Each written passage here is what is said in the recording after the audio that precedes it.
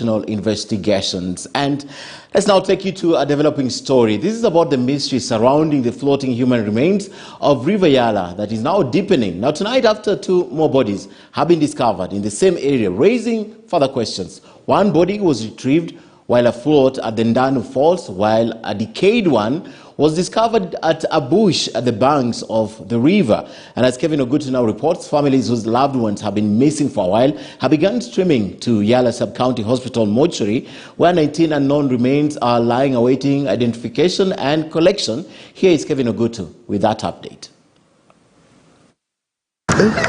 It takes a walk through these thickets along the banks of River Yala to get to this spot where a badly decomposed body was discovered amidst increasing reports of bodies of people killed in mysterious circumstances being dumped in sections of River Yala.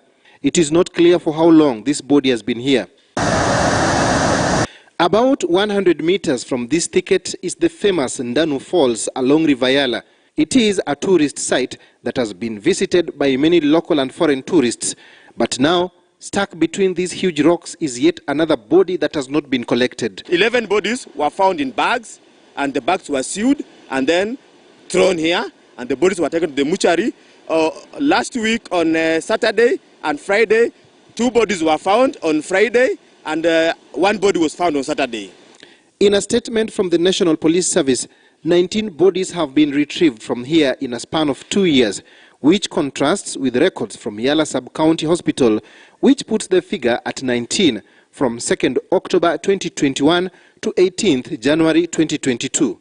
We expect that if the government can come and bring experts to comb the entire Yala River, many bodies will be found here. And we are wondering why the government is not taking this thing serious. Meanwhile, families who lost their loved ones in mysterious circumstances in the recent past have started coming here at the Yala Sub-County Hospital morgue in the hope that they will find their missing kin. Ishmael Okumu has come from Mumias, while Felix Ruto is a resident of Bomet.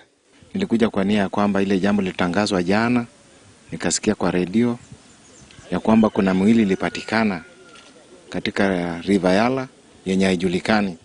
Na mimi ni mmoja mwenye nimepoteza ndugu yangu 2020. Tarehe 10 mwezi wa 8 saa 7:10 aliajagiwa na magari mawili. Salunika, moja maroon na moja nyeupe. I just came here specifically to check if I can find a way out in finding the body or even getting the whereabouts of my brother who got lost last year on 17th of November last year.